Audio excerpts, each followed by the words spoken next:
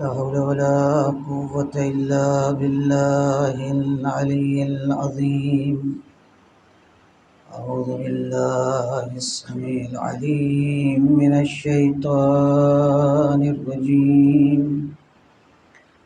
بسم الله الرحمن الرحيم. الحمد لله رب العالمين.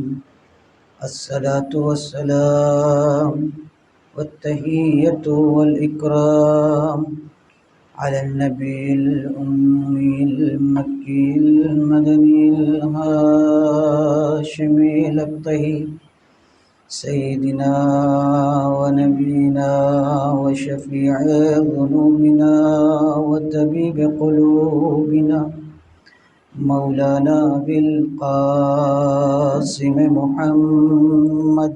اللهم صل على محمد وآل محمد.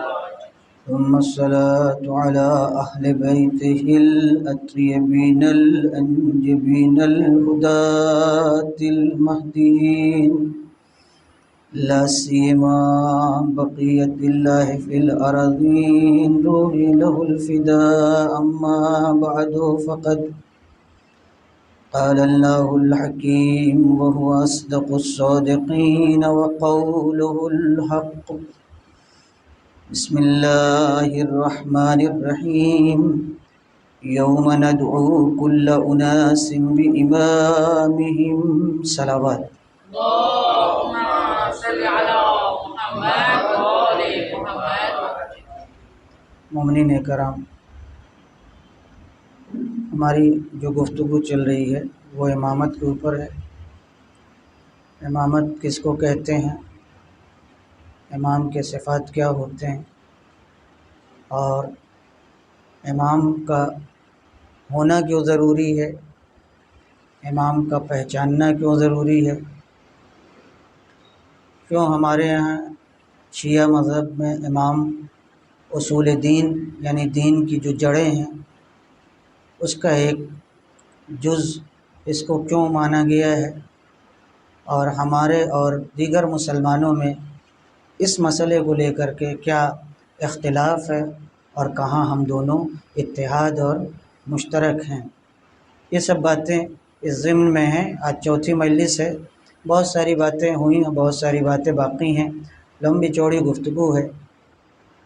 اصل میں امام ایک الہی منصب ہے، الہی عہدہ ہے، اور دین اور مذہب میں امام کے بغیر کوئی بھی چیز اپنی صحیح صورت اور صحیح منزل پر نہیں رک سکتی ہے.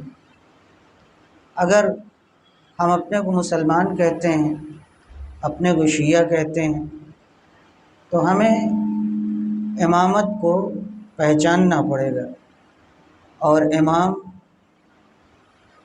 کون ہوتا ہے یہ جاننا پڑے گا. اس لیے کہ اللہ نے اس دنیا کو چلانے کے لیے جہاں ظاہری اسباب فراہم کیے ہیں، مثلا ہمارے جسم میں اس نے ہاتھ رکھا ہے، پاؤں رکھا ہے، آنکھیں رکھی ہیں، زبان رکھا ہے، عقل رکھی ہے، ہم اس سے کام لیتے ہیں. اگر یہ سب نہ ہو تو ہم دنیا سے فائدہ نہیں اٹھا سکتے. اسی طرح سے ہمارے اندر جو اللہ نے عقل رکھی ہے، جس کا ایک نام روح بھی ہے، 10-20 چیز ہمارے اندر نہیں، ایک ہی چیز ہے. چاہے اس کو کبھی عقل کہہ لیجئے، کبھی روح، کبھی ضمیر، کبھی دل، کبھی وجدان، کبھی آتما. یہ ایک ہی چیز ہے. کبھی اسپرٹ. یہ 10-20 چیز نہیں ہے، ایک ہی چیز ہے. یہ نام الگ الگ ہے کیونکہ کبھی کبھی اس کے صفات بدلتے رہتے ہیں. تو اگر ہم چاہتے ہیں کہ اس سے استفادہ کریں اور اس کا صحیح استعمال ہم کریں انسان ہونے کے ناطے، تو اللہ نے اس ظاہری جو ذریعے ہیں، وسائل بنائے ہیں، اس کے علاوہ کچھ اور وسیلے بھی دنیا میں بنائے ہیں. چونکہ ہم انسان بنائے گئے ہیں، انسان پیدا کیے گئے ہیں، ہمیں کوئی تکلف نہیں ہوتا پہچاننے میں. جب ہم اپنے ہاتھ سے گلاس اٹھاتے ہیں آرام سے اٹھا لیتے ہیں، کبھی کسی سے نہیں پوچھتے بھائی ہاتھ سے کیوں گلاس اٹھائے، پیر سے کیوں نہیں اٹھاتے. کبھی سوال ہوتا ہے آپ کے؟ نہیں سوال ہوتا. کیوں؟ اس لیے کہ سامنے کی چیز ہے، سمجھ میں آتا ہے. یہ دنیا پوری ظاہر پر ٹکی ہوئی ہے۔ ہم زمین پر چلتے ہیں، زمین اگر پھسلنے لگے تو ہم زمین پہ نہیں چل سکتے۔ ہم گاڑی میں بیٹھ کر کے اپنے منزل تک جاتے ہیں، اگر یہ گاڑی ٹکرانے لگے ہر دم تو ہم کبھی بھی گاڑی پہ نہیں بیٹھیں گے۔ تو یہ ذریعہ ہے، یہ وسیلہ ہے دنیا کی چیزوں سے فائدہ اٹھانے کے لیے، اور یہیں سے ہمیں متوجہ ہونا چاہیے کہ کچھ وسیلے ایسے ہیں جو دکھائی نہیں دیتے، ہاتھ میں ہم نہیں لے سکتے، مگر وہ بھی ذریعہ ہے، وہ بھی وسیلہ ہے۔ اس میں سے ایک کیا ہے، توجہ چاہوں گا، نبی کی نبوت ہے، امام کی امامت ہے، قرآن مجید کی ہدایت ہے، اللہ کی وحدانیت ہے، دین ہے۔ یہ وہ وسیلے ہیں کہ آپ دیکھ نہیں سکتے، فرد کو آپ دیکھتے ہیں مگر نبوت آپ کو نہیں دکھائی دیتی، امامت آپ کو نہیں دکھائی دیتی، ہدایت آپ کو نہیں دکھائی دیتی، ان سب کے آثار آپ کے سامنے ہیں۔ مگر یہ وسیلہ کس کا ہے؟ اس دنیا میں رہتے ہوئے آخرت میں ٹرانسفر کرنے کا، اور وہاں کی نعمتوں سے استفادے کے لیے اپنے اندر استعداد پیدا کرنا، صلاحیت، ظرفیت، جس کو شاید ہم کہہ سکیں کیپیسٹی، اپنے اندر ایجاد کرنا۔ تو یہ ایک دنیا ہے جو آپ کے سامنے ہے، جس کو ہم ظاہر طور پر دیکھتے ہیں، اور ہمارے پاس جو اسباب اور وسائل ہیں اس سے ہم استفادہ کرتے ہیں، اور اس پہ کوئی سوال نہیں کرتا کہ ہاتھ سے پانی کیوں پئیں، ہاتھ سے کھانا کیوں کھائیں، زبان سے کیوں بولیں، کان سے کیوں سنیں۔ سب جانتے ہیں کہ یہ کام اسی سے ہوگا۔ ہم کان کا کام زبان سے نہیں لے سکتے، زبان کا کام کان سے نہیں لے سکتے، ہاتھ کا کام پیر سے نہیں لے سکتے، پیر کا کام ہاتھ سے نہیں لے سکتے۔ تو یہ وسیلے تو ہمیں سمجھ میں آتے ہیں، لیکن اس کے علاوہ جو وسیلے اللہ نے ہمارے لیے رکھے ہیں ہماری معنوی ترقی کے لیے، روحانی ترقی کے لیے، وہ ہماری سمجھ میں نہیں آتا۔ تو اللہ نے بھی اس کا انتظام کیا کہ تمہاری سمجھ میں ایسے نہیں آئے گا، اس لیے ہم 1,24,000 انبیاء بھیجتے ہیں تاکہ تمہاری عقلوں کو کریدیں۔ نہج البلاغہ، لِيُثِيرَ دَفَائِنَ عُقُولَهُمْ۔ مولا کہتے ہیں اللہ نے نبیوں کو اس لیے بھیجا کہ جو تمہارے اندر سمجھنے کی قوت اللہ نے رکھی ہے وہ دبی نہ رہ جائے، وہ ابھر کر کے سامنے آئے۔ تم خود اپنی عقل سے نبی کو سمجھو گے، تم خود اپنی عقل سے امام کو سمجھو گے، تم خود ہی اپنی عقل سے دین کی ضرورت کو سمجھو گے۔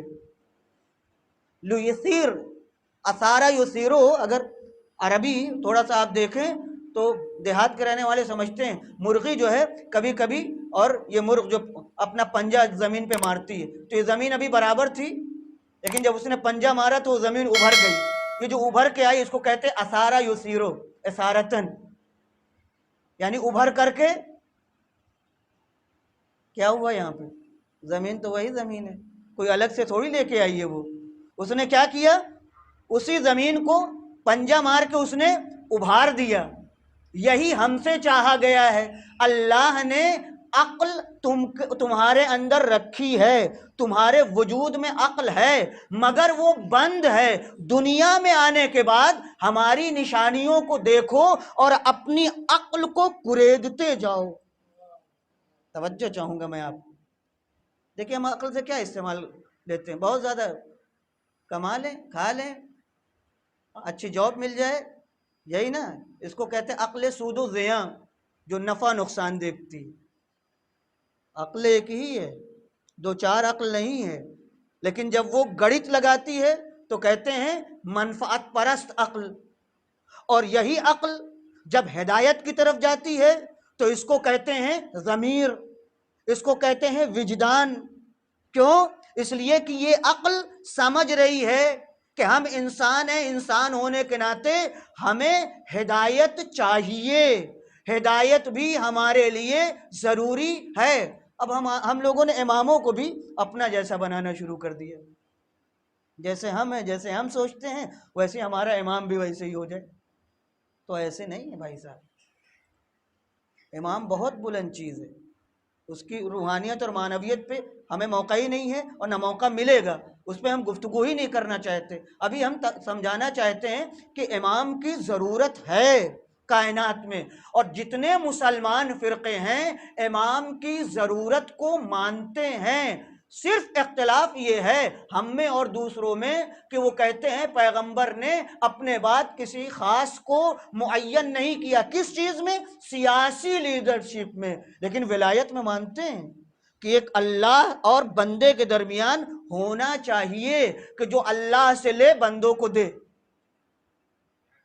یہ سمجھیے بات کو، اس میں کسی کو اختلاف نہیں ہے. سنیوں میں ایک فرقہ ہے، صوفی فرقہ ہے، جو شیعہ کہتے ہیں وہی وہ کہتے ہیں. بالکل یہ نہ سمجھیے گا. جو شیعہ کیا کہتے ہیں کہ جیسے اللہ کا نبی اللہ کی طرف سے اس دنیا میں اللہ سے ہدایت لینے پر مأمور ہے، اور وہ انسان کو ہدایت دیتا ہے، اور وہ معجزہ لے کر کے آتا ہے، اور معجزہ دکھانے کی قوت رکھتا ہے، البتہ بِإِذْنِ اللہ، اللہ کی اجازت سے. یہی صفتیں امام کے اندر بھی پائی جاتی ہیں. بس فرق یہ ہے کہ ہم نبی کو نبی کہتے ہیں، امام کو نبی نہیں کہتے. امام کو نبی نہیں کہہ سکتے، یہ یاد رکھیے گا. مگر صفتیں وہی ہیں جو نبی کے اندر. کیوں؟ اس لیے کہ امام نبی کا نائب ہوتا ہے، امام نبی کا اسسٹنٹ ہوتا ہے. تو جو صفت اصل میں پائی جائے گی اس کے نائب میں وہی چیزیں پائی جانا چاہیے، ورنہ نائب نہیں ہو سکتا. اس کا کام کیسے کرے گا؟ آپ بتائیے. مثلا انڈیا کے جو صدر صاحب ہیں، محترمہ صدر صاحبہ، اگر وہ کہیں بیرون ملک انڈیا سے باہر کہیں سفر کریں تو ان کی جگہ خالی ہوتی ہے تو کوئی بیٹھتا ہے کہ نہیں ان کی جگہ کام کرنے والا؟ تو کہیں آپ کسی کلرک کو بٹھاتے ہیں؟ کسی کھیتی کسانی کرنے والے کو بٹھاتے ہیں؟ کیوں نہیں بٹھاتے؟ کہتے بھائی صاحب ان کے اور ان کے درمیان میں بہت فرق ہے. جو ان کا کام ہے وہ یہ سنبھال نہیں سکتے. تو اتنی عقل ہماری کام کرتی ہے عام عہدہ اور منصب میں، اور یہ عقل ہماری نبوت اور امامت میں کام نہیں کرتی. یہ سوچنے کی چیزیں ہیں. تو میں آپ سے عرض کرنا چاہتا ہوں کہ امام کی معرفت دین کی تکمیل کا سبب ہے. دین یہی ہے جو ظاہری آپ کے پاس ہے، جو ہم نماز ادا کرتے ہیں، عبادتیں کرتے ہیں، روزہ ادا کرتے ہیں، حج پہ جاتے ہیں، زیارت پہ جاتے ہیں، یہ سب دین ہے، دین کا حصہ ہے جسے فروع دین کہتے ہیں. اور اس کے علاوہ سماج میں ایک مومن کیسے رہے گا یہ بھی دین نے بتایا ہے، اور ائمہ نے باقاعدہ کر کے دکھایا ہے. یہ ہماری کمیونٹی کی مشکل اب یہ ہو گئی ہے کہ ہم نے اپنے ائمہ کو، اماموں کو ہندوؤں کی طرح سے، معاف کیجئے گا میں یہ مثال دینا چاہتا ہوں تاکہ سمجھیں. ہم کو سکھانا تھا، ہم نے سیکھ لیا. ہم کو سکھانا تھا، ہم نے سیکھ لیا. امام آیا تھا آئیڈیل بن کے، امام آیا تھا مثال بن کے، امام کو دیکھ کر کے ہمیں زندگی گزارنی تھی. ہم نے کیا کیا؟ جیسے ہندوؤں نے اپنے دیوی دیوتاؤں کو دور تاخت کے اوپر بٹھا دیا اور اس کے بعد نمستے کر کے پیچھے ہٹتے چلے جاتے ہیں، ویسے ہی ہم نے بھی اپنے اماموں کو دور تاخت کے اوپر امام باڑے میں گویا تصور کر لیا کہ وہیں تک ہیں، اور اس کے بعد نمستے کر کے چوم کے پیچھے ہٹ جاتے ہیں. یعنی ہم آپ کی زندگی نہیں چاہتے، عمل نہیں کرنا چاہتے. یہ نہیں ہے. وَلَقَدْ كَانَ لَكُمْ فِي رَسُولِ اللَّهِ أُسْوَةٌ حَسَنَةٌ، یہ قرآن مجید ہے. اے پیغمبر آپ کی پوری زندگی، پوری حیات آپ کی امت کے لیے آئیڈیل ہے، نمونہ ہے. تو امام کس کی جگہ بیٹھتا ہے؟ نبی کی جگہ. تو جب نبی بڑا ہو کر کے ہم لوگوں کے لیے آئیڈیل بنے گا، نمونہ بنے گا، تو امام بھی اس کی جگہ نمونہ ہی بنے گا. یہ نہیں ہے کہ امام باڑے میں آئیے علم چوم کے چلے جائیے، مولا بس کافی ہے. اور بھائی آپ کا پریشان ہے، پریشان ہونے دو، ہم تو علم چوم کے چلے آئے ہیں. اللہ نے آپ کو نوازا ہے ماشاءاللہ، لکھپتی ہیں، 10-20 ہزار آپ اپنے بھائی کو دے سکتے ہیں. فون کر لیا بڑی بات ہے. احسان کر دیا۔ میرے عزیزو یہ نہیں ہے، امامت کا مسئلہ آسان نہیں ہے۔ ہم لوگوں نے بحث کو گمراہ کر دیا۔ امام زندگی کے لیے آیا، اسی زندگی کے لیے آیا ہے ہماری، تاکہ ہماری دنیا کو بھی سنوارے، آخرت کو بھی سنوارے۔ کس سے سیکھتے ہیں؟ ہم لوگ یہ سمجھتے ہیں کہ ہم جائیں کھائے کمائیں، دین سے کوئی مطلب نہیں ہے۔ یہ ہندوانی فکر ہے، یہ اسلامی فکر نہیں ہے۔ دین بتاتا ہے کیسے کمانا ہے، کیسے کھانا ہے، کیسے خرچ کرنا ہے۔ ہرگز وہ آپ سے نہیں کہتا کہ کماؤ مگر کھاؤ نہیں، وہ کہتا ہے دنیا ہم نے بنائی وَسَخَّرَ لَكُمْ مَا فِي الْأَرْضِ جَمِيعًا، اس دنیا کو ہم نے بنانے کے بعد اپنے مومن بھائیوں کے لیے، ایمانداروں کے لیے اسے ہم نے حوالے کر دیا۔ دنیا میں نے بنائی مگر اختیار تمہارا ہے، اب تم اس میں سے وہ کھاؤ جو تمہارے لیے طیب ہے، طاہر ہے، پاکیزہ ہے۔ پابندی نہیں لگائی ہے۔ ہم یہ سمجھتے ہیں کہ نہیں، دین کا مطلب یہ مسجد میں، دین کا مطلب امام باڑے میں، باہر نکلو دین نہیں۔ عجیب و غریب سائیکالوجی ہے ہماری، عجیب نفسیات ہے۔ یہ بتائیے کہ مولا کائنات فقیر تھے یا رئیس تھے؟ سوال۔ ایک مرتبہ صلوات پڑھیں، جواب دیجئے، کوئی مشکل نہیں، جواب دیجئے۔ امام مولا کائنات فقیر تھے یا امیر تھے؟ امام حسن امیر تھے یا فقیر تھے؟ امام سجاد امیر تھے یا فقیر تھے؟ کہاں سے آپ نے کہا امیر تھے؟ اپنے دوستوں کے لیے کہاں سے کہا؟ بتائیے، جواب دیجئے، کوئی مشکل نہیں۔ آج ہم لوگ کی مجلس ایسے ہی ہوگی تاکہ ہم لوگ بھی سوال جواب۔ بتائیے کہاں سے سمجھا؟ ویری گڈ، ہسٹری ہے امام کی اتنی۔ مولا کائنات نے کہا میں اپنی زکوٰۃ اگر بنی ہاشم پر تقسیم کر دوں تو پوری بنی ہاشم کے لیے کافی ہے۔ بنی ہاشم دو چار لوگ نہیں تھے، گھر میں کم سے کم سینکڑوں لوگ، کیونکہ امام سجاد تنہا اکیلے 100 گھرانے کی کفالت کرتے تھے، 100 خاندان کی۔ کہاں ہیں ہمارے وہ شیعہ حضرات جن کو اللہ نے نوازا ہے؟ معلوم ہے حدیث کیا ہے؟ حدیث یہ ہے ہم نے امیروں کو اپنے مال میں امانت دار بنایا ہے۔ ہم نے امیروں کو مال دیا، ہم نے دیا ہے، اللہ کہتا ہے ہم نے دیا ہے۔ قارون کہتا تھا اپنے علم کی وجہ سے ہم نے حاصل کیا۔ موسیٰ کہتے تھے تم غرور کا شکار ہو رہے ہو، یہ اللہ نے تم کو دیا ہے۔ جہاں غرور کا شکار ہوا، قارون لے کر کے مال دھس گیا۔ اللہ کہتا میں نے امیروں کو دھن دولت میں اپنا امین بنایا ہے تاکہ وہ فقراء کی کفالت کریں۔ شکر کرنا چاہیے کہ اللہ کے ہاتھ نہیں ہیں، آپ کے ہاتھوں کے ذریعے غریبوں تک پہنچانا چاہتا ہے۔ کیا کہنا امام سجاد کا؟ ایک جملہ کہا ہے امام سجاد نے، میرے مالک، میرے پروردگار، تیرا کام رکنے والا نہیں ہے، میں چاہتا ہوں اپنا کام تو مجھ سے لے لے۔ اللہ اکبر، اللہ اکبر، قسم خدا کی سوچنے کی چیزیں ہیں۔ اگر اللہ نے ہم کو طاقت دی ہے، کوئی بوڑھا بزرگ جا رہا ہے، ہم اس کو سنبھال سکتے ہیں، کیوں ہم روڈ نہیں پار کرا سکتے؟ پار کرا سکتے ہیں، ہم کو طاقت دی ہے، 2 منٹ لیٹ ہو جائیں گے کوئی بات نہیں۔ اللہ نے ہم کو علم دیا ہے، علم کی زکوٰۃ یہ ہے کہ یہ گمراہی میں ہے اور وہ ہدایت چاہتا بھی ہے، ہم اس کو ہدایت پر لگا دیں۔ اللہ نے ہم کو دولت دی ہے، دھن دیا ہے، رئیس بنایا ہے، خمس نکال کر کے، زکوٰۃ نکال کر کے ہم نہیں کر سکتے۔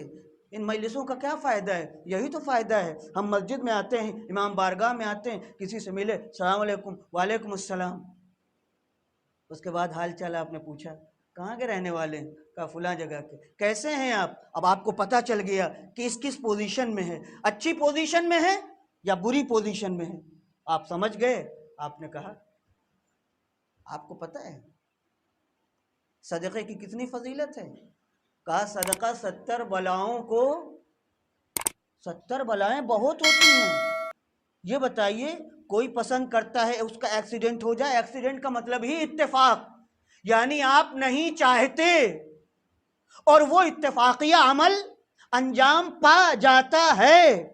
اور صدقے کے بارے میں ہے کہ صدقہ 70 بلائیں دور کرتا ہے.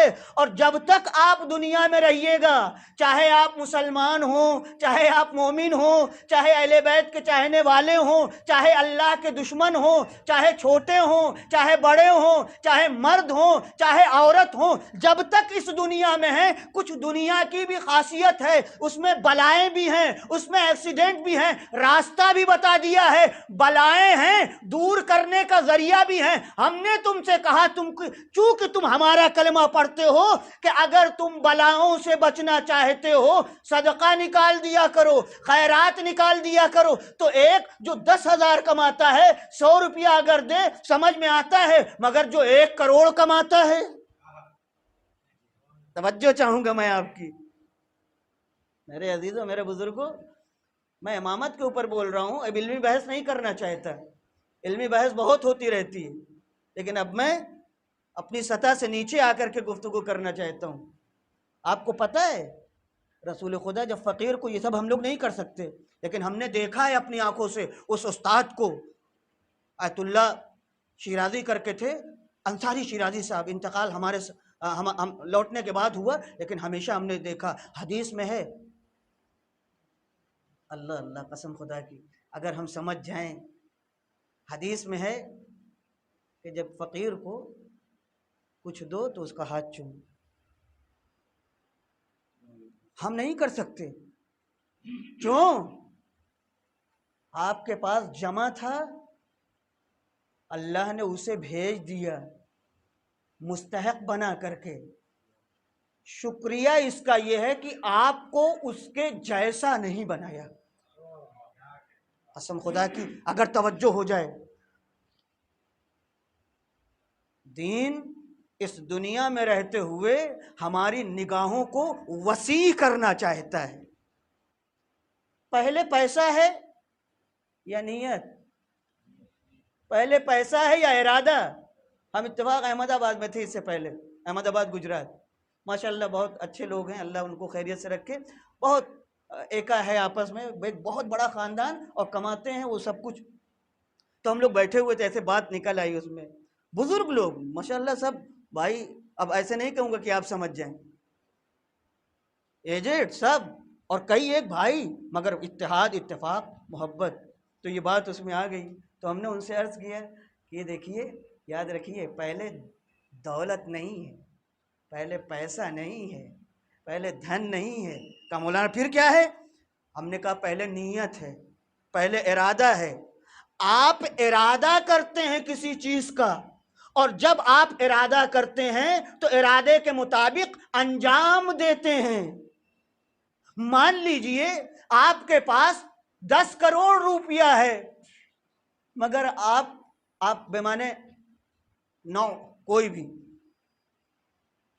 ارادہ نہیں آپ نے کیا مسجد بنوانے کا، کیا مسجد بن جائے گی؟ کبھی نہیں بن سکتی. آپ سمجھتے ہیں کہ یہاں یہ نالی جو ہے درست ہو جانا چاہیے، ہر دن کوئی نہ کوئی ٹھوکر کھا کے گرتا ہے، لیکن آپ نے ارادہ نہیں کیا. پیسہ ہے مگر ارادہ آپ کا نہیں بنا، کیا بن جائے گی؟ توجہ، میں جوانوں سے گفتگو کر رہا ہوں، آج علمی گفتگو نہیں کرنا چاہتا ہوں. ذرا سا سماج میں اتر کر کے دیکھیے کتنی مجلسیں ہمارے ہاں ہوتی ہیں، لیتے کیا ہیں یہ بھی تو دیکھیے، نتیجہ کیا لیتے ہیں. اگر مجلسیں سننے کے بعد کوئی ایسی چیز ہمیں ملی جو قابل عمل ہے اور واقعاً ہم اس پر عمل کر سکتے ہیں اور عمل کیا، تو اس کا مطلب یہ ہے مجلسوں سے اثر لیا اور ہم عمل کر سکتے تھے مگر عمل نہیں کیا. تو مجلسوں کی خطا نہیں ہے، ہمارے ارادے کی خطا ہے، ہمارے ارادے کی خطا ہے. یہ بتائیے بنی امیہ اور بنی ہاشم میں کیا فرق تھا؟ اب آپ کو میں یہاں لے کے آتا ہوں. بنی امیہ اور بنی ہاشم معلوم ہے، تاریخ نے لکھا ہے باقاعدہ آپس میں مقابلہ کروایا ہے. بنی امیہ نے بنی ہاشم سخاوت میں مشہور تھے، کرم میں مشہور تھے، پیغمبر سے پہلے، پیغمبر بعد میں آئے ہیں، ہاشم آپ کے پردادا لکڑ دادا ہیں، پیسہ زیادہ نہیں تھا، دل بڑا تھا۔ یہ میں کیوں کہہ رہا ہوں؟ اس لیے کہہ رہا ہوں کہ آج موجودہ سماج میں نیتوں کی کمی ہوتی جا رہی ہے، لہذا مجلسوں کا ایک اثر یہ ہونا چاہیے، آپ تبرک میں کمی نہ کیجیے، آپ مجلسیں ویسے ہی کیجیے، لیکن کبھی کبھی اپنے اطراف میں اغل بغل میں بھی جھانک کے دیکھ لیا کیجیے کہ کوئی ایسا تو نہیں ہے کہ جس کا ہم ہاتھ پکڑ سکتے ہیں، آگے ہم بڑھا سکتے ہیں۔ آیت اللہ انصاری شیرازی کے بارے میں مشہور تھا، ظاہر بات ہے کوئی بڑے آدمی نہیں تھے، عالم تھے، فقیہ تھے، فیلسوف تھے، لیکن جب کسی فقیر کو کچھ بھی دیتے تھے تو لوگوں نے دیکھا ان کو کہ اس کا ہاتھ پکڑ کے پہلے چومتے تھے۔ یہ علم ہے، یہ معرفت ہے، آپ سے ہم سے نہیں مطالبہ ہے، کوئی اگر عمل کرنا چاہے تو کر سکتا ہے، مطالبہ یہ ہے کہ ایک مومن اپنے مومن بھائی کا سہارا بن سکتا ہے تو بنے۔ مولا کائنات کہتے کہ میں زکوٰۃ نکالتا ہوں، میں خمس نکالتا ہوں، اور ہمارا یہ تصور ہے کہ جناب عجیب بات ہے، آپ جا کے پوچھئے کوئی چندہ دے رہا ہے، چندہ دیجئے، اس میں کوئی مشکل نہیں، لیکن اگر ہمارے پر خمس واجب اور نکال بھی سکتا ہوں نہیں نکالتا ہوں تو چندہ اس کی جگہ نہیں لے سکتا ہے، یاد رکھیے گا، واجب ادا نہیں ہوگا۔ مان لیجئے میں اس کی مثال دے دوں، میں بحیثیت فرزند بیٹے پر واجب ہے کہ اپنے باپ کی مدد کرے، اگر بوڑھا ہو گیا ہے، اگر وہ مدد چاہتا ہے تو بیٹے پر بیٹی پر اگر موجود ہے واجب ہے کہ اپنے باپ اپنے ماں کی مدد کرے، سہارا دے۔ باپ کی مدد نہیں کر رہا، پڑوس میں کسی بزرگ کی جا کے مدد کرتا ہے، کافی ہے؟ مانیں گے آپ؟ ایسے ہی ہے یہ، ایسے ہی ہے یہ، جو واجبات کو ادا نہیں کرتے۔ کیوں ائمہ نے ٹیکس دیا؟ کیوں ائمہ نے زکوٰۃ دی؟ آپ کو پتہ ہے جب امام سجاد کی شہادت ہوئی ہے، جب آپ کا انتقال ہوا، شہادت ہوئی، تو کس نے غسل دیا؟ چوتھے امام کے والد کون ہیں؟ پانچویں امام نا، رو دیے امام غسل دیتے وقت۔ لوگوں نے پوچھا آقا اس لیے کہ کربلا کا معرکہ ہوا تو اسی میں؟ کہا نہیں، میں اس لیے رویا کہ میرے بابا کی پشت پر آٹے کی بوریوں کے نشانات تھے۔ یہ سفر کا مہینہ آپ پڑھیے، حیرت ہوتی ہے، کربلا کے بعد تقریباً 35 سال امام سجاد زندہ رہے ہیں، 35 سال میں کارنامہ انجام دیا ہے۔ اس میں ایک کارنامہ آپ کا یہ ہے کہ راتوں میں اکیلے فقراء کی مدد کرتے تھے۔ ایک دن کا واقعہ ہے کہ کچھ لیے ہوئے کہیں جا رہے تھے، ابھی رات زیادہ نہیں ہوئی تھی، ظاہراً امام کو ضرورت تھی، جلدی پہنچانا تھا، کسی چاہنے والے نے دیکھ لیا امام کو، کہا آقا کہاں کا ارادہ ہے؟ امام نے کہا سفر کا ارادہ ہے۔ کہا آقا یہ ہمیں دے دیجئے، ہم اس کو پہنچا دیں۔ کہا نہیں، ضرورت نہیں ہے۔ جب امام نے اسے نہیں دیا تو اس نے کہا آقا اجازت دیجئے، میرا غلام میرے ساتھ ہے، یہ غلام پہنچا دے۔ امام نے اجازت، توجہ چاہوں گا اس واقعے کے اوپر، نہ خود کو نہ غلام کو، کہا نہیں میں خود اسے۔ کچھ دن کے بعد امام جب لوٹ کر کے آئے، 3-4 دن کے بعد، تو اس زمانے کا سفر جب ہوتا تو پتہ چلتا تھا سفر پہ گیا تھا، کیونکہ جانوروں پہ سواری ہوتی تھی، گرد و غبار ہوتا تھا، تھکا ہوا ہوتا تھا۔ اس نے کہا آقا آپ نے کہا تھا سفر پر، آپ کے چہرے سے تو نہیں لگ رہا ہے۔ سنیے گا، توجہ چاہوں گا، توجہ چاہوں گا، نظر وسیع ہونا چاہیے، ذہن کو سوچنا چاہیے، ذہن کے اندر سمجھ پیدا ہونا چاہیے۔ جب امام سمجھ گئے کہ اب یہ ماننے والا نہیں ہے تو امام نے کہا میری مراد سفر سے دنیا میں سفر نہیں، آخرت کا سفر تھا۔ یعنی امام نے گوارا نہیں کیا کہ جو مستحق کو پہنچانا چاہتے تھے، ایک تو یہ بات تھی کہ یہ سمجھ نہ جائیں کہ ہم کہاں لے جانا چاہتے ہیں تاکہ مستحق کی عزت باقی رہے، اور دوسرے یہ ہے کہ دین کا مزاج ہے وہ نیکیوں میں چاہتا ہے کہ تم مکمل شامل رہو۔ امام چاہتے تھے ہم پہنچائیں، لہذا کسی کو واسطہ نہیں بنانا چاہتے تھے۔ صلوات پڑھیں محمد و آل محمد پر۔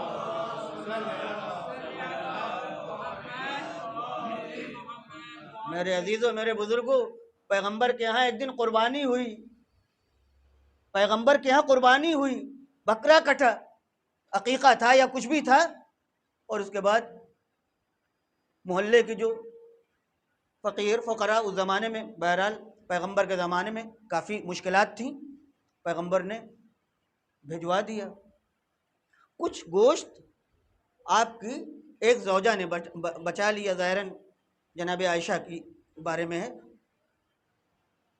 کسی کو پڑوس میں پتہ چلا، وہ ذرا سا دیر سے آئی، دوڑی ہوئی آئی، اس نے کہا یا رسول اللہ میرا حصہ کہاں گیا؟ پیغمبر نے عائشہ کو بلایا، کہا وہ جو تم نے بچا کے رکھا ہے اس کو دے دو۔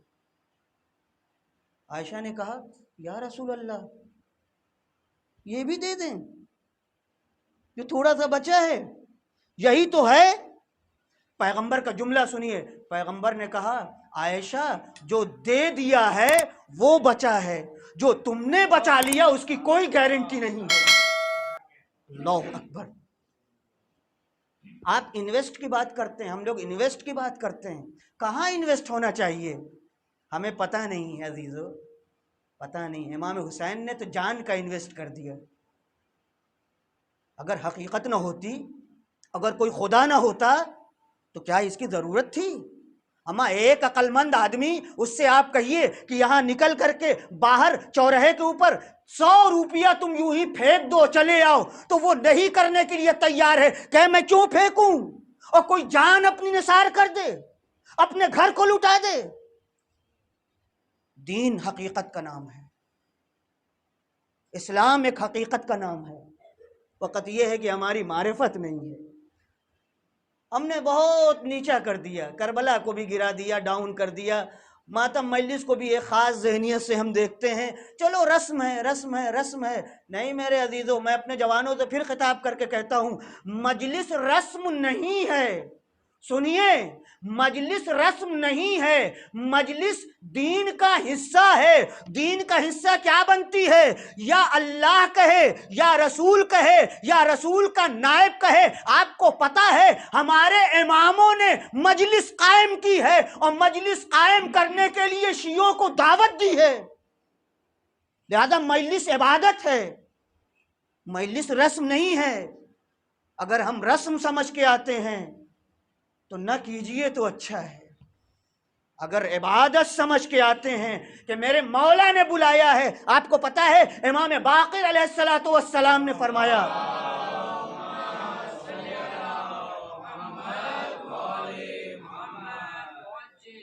آپ کربلا میں موجود تھے، 4 سال کے تھے، اپنی آنکھوں سے کربلا کے واقعات اور حادثات کو دیکھا ہے، سب نظروں کے سامنے۔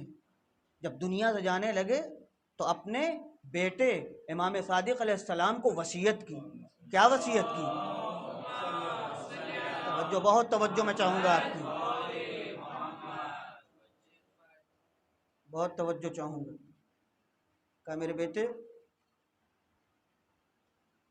یہ پیسے ہیں، تقریباً 8000 درہم یا اس سے زیادہ، مجھے اماؤنٹ یاد نہیں ہے کتنا، اچھا خاصا پیسہ 5ویں امام نے اپنے بیٹے کو دیا انتقال کرتے وقت۔ کہا بیٹا اسے لو، منی میں جہاں ابراہیم اور اسماعیل کی قربانی ہوئی ہے، منی میں، مکے کی سرزمین پاک و طاہر منی میں میرے لیے مجلس برپا کرنا۔ توجہ چاہوں گا، 5ویں امام اپنے بیٹے کو وصیت کرتے ہیں، میرے لال میری شہادت کے بعد منا میں میرے لیے عزا اقامہ کرنا، مجلس برپا کرنا۔ سب سے پہلے تو آپ نے وصیت کی، مرنے والا اگر وصیت کرے تو اہمیت ہوتی ہے، اور اگر امام ہو۔ نمبر 2، یبن رسول اللہ، مدینے میں کیوں نہیں؟ روضہ رسول پر کیوں نہیں؟ یہ منا میں کیوں نہیں؟ توجہ چاہوں گا، یہ امام کا عمل ہے۔ اس لیے منا میں کہ کیونکہ میرے جد ابراہیم نے اسی منا میں قربانی دی تھی، اور ہمارے جد مظلوم نے کربلا میں اسی قربانی کی یاد میں اپنی قربانی دی۔ جب منا میں ہمارے اوپر مجلس ہوگی تو مسلمان یاد کرے گا ابراہیم کی قربانی، حسین کی قربانی، محمد باقر کی قربانی، تب وہ اسلام کی قدر کرے گا۔ میرے عزیزوں، میرے بزرگوں، یہ دین کوئی بازارو چیز نہیں ہے کہ ہم جا کے خرید لائیں۔ یہ قربانیوں کا نتیجہ ہے جو آج اپنی اصلی شکل میں آپ کے پاس دین پہنچا ہے، ورنہ اس دین کو چرانے کی 61 ہجری میں کوشش کی گئی، مگر حسین نے چرانے نہیں دیا۔ آپ اگر ہماری اس بات کی طرف توجہ کریں تو آپ کو محسوس ہوگا، کبھی کبھی ہمارے انداز سے پتہ چلتا ہے کہ ہم مجلسوں کو اس انداز سے نہیں سمجھتے جس انداز سے ائمہ نے پیش کیا ہے۔ اس لیے کہ اب تنہا کالے کپڑے سلا لینا اور پہن لینا اور انجمنوں کے پروگرام کر لینا، رات بھر جگ جانا، اسی کو ہم سمجھتے ہیں عزاداری۔ نہیں میرے عزیزوں، نہیں، میں اپنے جوانوں سے مخاطب ہوں۔ میرے دوستو، کربلا تک میں امام کے ساتھ ایک مؤذن تھا، مسروق، اور جب وقت نماز آتا تھا تو وہی اذان دیتے تھے۔ لیکن عاشور کی صبح امام نے ترتیب بدل دی۔ عبداللہ ابن مسروق کو اذان کے لیے نہیں کہا، علی اکبر سے کہا بیٹا تم اذان صبح دو۔ خدا کی قسم سمجھنے کی چیز ہے۔ اپنے بیٹے سے کہا، کتنی عمر ہے؟ 18 سال۔ 18 سال جوانی، سونے کا وقت ہے۔ اس کا مطلب علی اکبر کی معرفت بہت بلند تھی۔ جو جوان فجر میں اٹھ کے اذان دے رہا ہے وہ عزاداروں کو بتا رہا ہے رہتی دنیا تک، جب تک اسلام رہے گا اور مسجدوں میں اذان ہوتی رہے گی، علی اکبر کی اذان یاد آتی رہے گی اور جوانوں کو بلاتی رہے گی کہ اگر تم ہمارا ماتم کرتے ہو تو نماز بھی تمہارے لیے، اذان بھی تمہارے لیے۔ میرے دوستو، میرے بزرگوں، کسی کی باتوں میں نہیں آنا چاہیے۔ اللہ نے ہمیں عقل دی ہے، ہمیں فہم دیا ہے، ہمیں ذکاوت دی ہے، ہمیں سمجھ دی ہے۔ ہم شیعہ ہیں، ہم اہل بیت کے ماننے والے ہیں۔ ہم سے کہا گیا ہے امام کو پہچانو، امام کی معرفت حاصل کرو، وقت کے امام کو پہچانو، اور اگر وقت کے امام کو پہچان گئے تو تمہاری زندگی اسلام پر گزرے گی اور اسلام پر ختم ہوگی، اور اگر وقت کے امام کو نہیں پہچانا اور دنیا سے چلے گئے تو ایسے ہی جیسے عام آدمی کوئی آیا اور چلا گیا، اس کی زندگی کا کوئی فائدہ نہیں۔ یہ بہت بڑی دولت ہے کہ ہم شیعہ گھرانے میں پیدا ہوئے، یہ بہت بڑی دولت ہے، اور یہ بڑی مصیبت بھی ہے ہمارے لیے کہ چونکہ ہم بچپنے سے ہی شیعہ گھرانے میں آ گئے اس لیے ہمیں قدر بھی نہیں ہوتی۔ اگر باہر سے آئے ہوتے تو ہمیں قدر ہوتی۔ اب ایک اس کی مثال سن لیجئے تاکہ آپ سمجھ جائیں۔ یہاں بمبئی میں سمندر ہے، آپ کے لیے مثال بہترین مثال ہے۔ کہتے ہیں مچھلی پانی میں رہتی تھی، ہمیشہ اچھلنا کودنا تیراکی تمام چیزیں. ایک دن اس نے سوچا یہ زندگی کیا ہے، یہ پانی کیا ہے، یہ ہوا کیا ہے، یہ سورج کی تمازت کیا ہے، کرنیں کیا ہیں. اس نے سوچنا شروع کر دیا. سوچتی رہتی تھی. ایک دن سمندر کے جوار بھاٹا نے اس کو ساحل کے اوپر، بالوؤں کے اوپر، ریت کے اوپر پھینک دیا. اب جو وہ ریت پر گری تو تھوڑی ہی دیر کے بعد سورج چمکنے لگا. اب جو سورج چمکا تو اس نے محسوس کیا کہ پیاس ہے، پانی سے باہر ہے. اب جو اس کے اندر تشنگی پیدا ہوئی، پیاس پیدا ہوئی، تو پھر ایک لہر آئی. اللہ نے گویا شکرانے کے طور پر کہ اس کو معرفت ہو گئی کہ پانی کسے کہتے ہیں، گرمی کسے کہتے ہیں. ایک دوسری لہر آئی اور اس نے خود پھر سے سمندر میں پہنچا دیا. اب جو سمندر میں پہنچی تو پہلے سے بدلی ہوئی تھی. اسے پتا تھا پانی کسے کہتے ہیں اور گرمی کسے کہتے ہیں. یہی حال ہمارا ہے. ہم اگر باہر سے آئے ہوتے اور علی علیہ السلام ملتے، امام حسین ملتے، تو ہمیں قدر ہوتی. کیونکہ ہم پہلے سے شیعت کے سمندر میں تیراکی کر رہے ہیں، لہذا ہمیں قدر نہیں ہے. ہمیں قدر نہیں ہے کہ کیسا امام ہے ہمارا، کیسا خانوادہ ہے ہمارا، کس کے پیچھے چلنے والے ہیں ہم لوگ، ان کے کیا خیالات ہیں، ان کے کیا عقائد ہیں. ارباب مجلس، بہت کچھ کہا جا سکتا ہے. میں تبلیغ کے موڈ میں نہیں ہوں یہاں پہ، لیکن امامت کے ضمن میں یہ سب باتیں بھی آتی ہیں. امام سوسائٹی کو منظم کرنے کے لیے، کل ہم نے مثال دی کہ ایک مسجد کو بھی بغیر امام نہیں چھوڑا گیا. سفر میں اگر 3 لوگ جا رہے ہیں تو کہا گیا ایک کو اپنا سرگروہ بناؤ، لیڈر بنا لو، تاکہ سفر کے کام وہی کرے، تاکہ اختلاف نہ ہو. حج کرنے کے لیے جانے لگے تو امیر حاج بنا دیا. جمعے کا دن آیا تو کہا 5.5 کلومیٹر میں 2 جمعہ نہیں ہو سکتی، 1 جمعہ ہوگا. تو جہاں اسلام میں چھوٹی چھوٹی چیزوں میں امامت کا نظریہ پایا جاتا ہے، اتنی بڑی زندگی ہماری ہے، کیا اس میں ہمارا کوئی امام نہیں ہوگا؟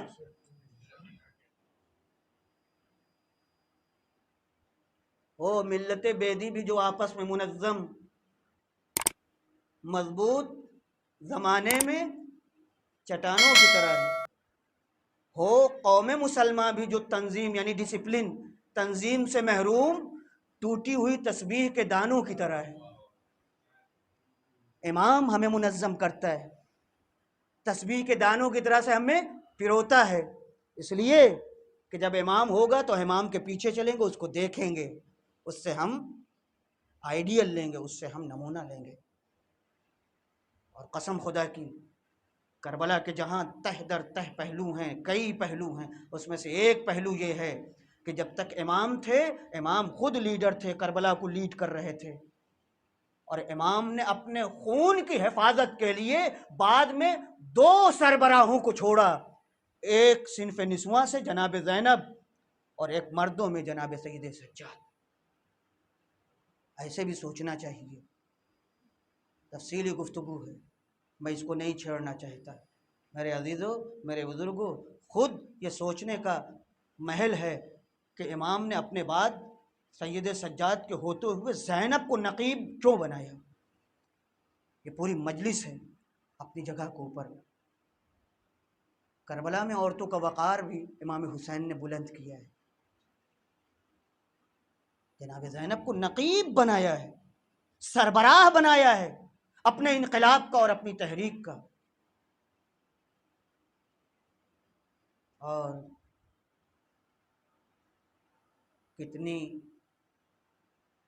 بہادر تھی، شکستہ دل ہونے کے باوجود جب مشن حوالے ہوا تو جناب زینب پھر کہیں روئی نہیں ہے، دشمن کی آنکھوں میں آنکھیں ڈال کر کے جواب دیا ہے.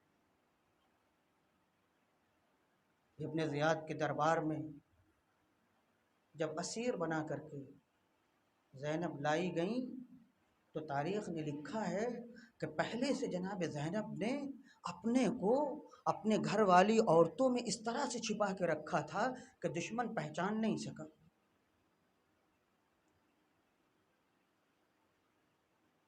کوفہ ہے، کوفے کا دربار ہے، ابن زیاد ہے۔ قتل امام حسین کے بعد غرور اور تکبر میں بیٹھا ہوا ہے، فتح اس کے شادیانے بج رہے ہیں، اور ادھر حرم رسول اسیر ہو کر کے ظالم کے سامنے لائی جا رہی ہے۔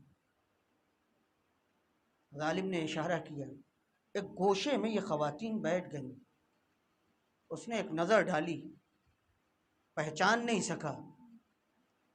ایک مرتبہ جناب زینب کے بارے میں لکھا ہوا ہے کہ جناب زینب کا قد و قامت بالکل اپنے گھر والوں کی طرح سے لوگوں کی نسبت ذرا لمبا قد و قامت تھا، اس لیے زینب پہچانی جاتی تھی۔ علم، تقوی، طہارت۔ ایک مرتبہ اس ظالم نے اشارہ کیا، یہ من ہذہ المتکبرہ، اللہ اکبر، یہ الفاظ عجیب و غریب ہیں اس ظالم کے، من ہذہ المتکبرہ، یہ مغرور عورت کون ہے؟ کیونکہ جناب زینب بولی نہیں، اور یہ جناب زینب کا کمال ہے کہ وہ ظالم یہ سمجھتا تھا کہ ہم نے ان کے گھرانے کو برباد کر دیا ہے، تو اب یہ ہمارے سامنے ہاتھ جوڑ کے کھڑی ہوں گی، ریکویسٹ کریں گی، گزارش کریں گی، مگر زینب ہے کہ بولتی نہیں، خاموش، پہاڑ کی طرح سے صبر، تحمل، کہ ظالم کو کہنا پڑا یہ مغرور عورت کون ہے؟ کوئی نہیں بولتا۔ سب خاندان عصمت و طہارت کی عورتیں ہیں، فضہ بھی ہیں، مگر اس گھر میں پلی ہوئی ہیں، یہاں کے کلچر سے واقف ہیں، یہاں کی تہذیب سے واقف ہیں، کوئی نہیں بولا۔ گویا ابن زیاد کو اس کے دربار میں شکست کا احساس ہوا، پھر اس نے کہا، کوئی جواب نہیں، 3 مرتبہ اس نے کہا تو کسی نے کہا، ہذہ زینب بنت علی، اللہ اکبر، قسم خدا کی، دشمن کے دربار میں زینب کا نام آنا ہے۔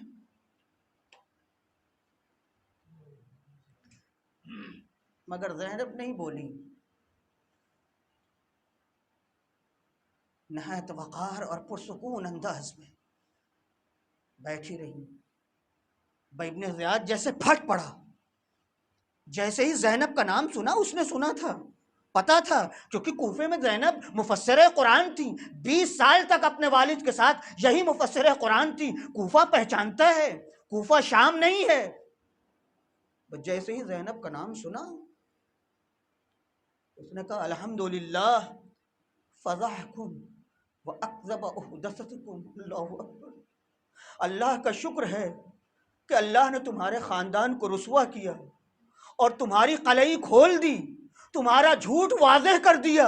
بس جیسے ہی ابن زیاد نے یہ الزام لگایا، اب زینب کے لیے خاموش رہنا گویا حرام تھا۔ ایک مرتبہ آنکھوں میں آنکھیں ڈال کر کے انہوں نے کہا، انما یفتضح الفاسق ویکذب الفاجر وہو غیرنا، الحمدللہ، جو گنہگار ہے وہ جھوٹ بولتا ہے، جو فاجر و فاسق ہے وہ رسوا ہوتا ہے، وہ ہم نہیں ہیں، ہمارے علاوہ ہے، اور اللہ کی ہر حال میں شکر ہے اور اس کی حمد و ثنا ہے۔ بس جیسے ہی زینب کے یہ الفاظ سنے، ایک مرتبہ چلا کے کہتا ہے کہ اب بھی تمہارا حال ہے اور تمہاری زبان چل رہی ہے، حکم دیا کہ اس عورت کو قتل کر دو۔ اللہ اللہ، قسم خدا کی، بس جیسے ہی اس جان نے کہا اس کو قتل کر دو، عمر ابن حریث جو اس کے فوج کا سردار تھا، ایک مرتبہ اٹھ کھڑا ہوا، کہا، امیر، کسی عورت کو اس کی باتوں کی وجہ سے سزا نہیں دیتے۔ ابن زیاد شرمندہ ہو گیا۔ یہ کون ہے؟ یہ زینب ہے، یہ کردار ہے زینب کا۔ اس کے کیا معنی ہے؟ یعنی حسین کا خون ضائع نہیں ہوا۔ ابن زیاد نے ایک مرتبہ ایک بیمار کی طرف اشارہ کیا، کہا، یہ کون ہے؟ بس میں نے زحمت تمام کر دی۔ امام نے کہا میرا نام علی. ابن زیاد نے جیسے ہی سنا کہا علی علی و علی و علی. توجہ چاہوں گا بس، بہت دردناک مصیبت ہے یہ. میں نے تو سنا ہے کہ علی کو کربلا میں قتل کر دیا، اللہ نے قتل کر دیا. امام سجاد نے کہا کہ میرا ایک اور بھائی تھا، اس کا نام بھی علی تھا، اللہ نے نہیں تمہارے سپاہیوں نے اسے قتل کیا. بس جیسے ہی ابن زیاد نے یہ جملہ سنا تلملا گیا، سید سجاد کو قتل کرنے کا حکم دیا. بس زینب نے جیسے ہی یہ سنا دوڑ کر کے سید سجاد کے کمر میں باہیں ڈال دیں اور ایک مرتبہ ابن زیاد کو خطاب کر کے کہا اے ابن زیاد، اے ابن زیاد، اگر تو اس جوان کو قتل کرنا چاہتا ہے تو پہلے مجھے قتل کر. اے ابن زیاد، اے ابن زیاد، اتنا قتل و خون کر چکا، اب کیا تیرے لیے بس نہیں ہے؟ ارباب عزا، ارباب عزا، بس ایک جملہ کہنا چاہتا ہوں، میں ایک جملہ کہنا چاہتا ہوں. کیا اس وقت زینب کو عباس یاد نہ آئے ہوں گے؟ کیا اس وقت زینب کو علی اکبر یاد نہ آئے ہوں گے؟ عجب نہیں نجف کا رخ کر کے کہا ہو بابا بابا یہ آپ کا کوفہ ہے، اے بابا زینب بے مقنع چادر ہے، اے بابا بھیا مارا گیا، عباس جدا ہوا، اے بابا کیا اب سید سجاد بھی مارا جائے گا؟ اے دنیا کی مشکل کشائی کرنے والے نجف سے آؤ، زینب کی مشکل کشائی کرو. وَسَيَعْلَمُ الَّذِينَ ظَلَمُوا أَيَّ مُنْقَلَبٍ يَنْقَلِبُونَ. الہی بحق زہرا و ابیہا و بعلہا و بنیہا. پروردگارہ ہماری ان مجلسوں کو قبول فرما. پروردگارہ ہم شیعوں اور محبان حیدر کرار کے دلوں میں محبت ایجاد کر دے. پروردگارہ ہمارے اندر دین کی سمجھ پیدا کر دے. پروردگارہ ہماری نسل کو اس آخری زمانے کے فتنوں سے بچا لے.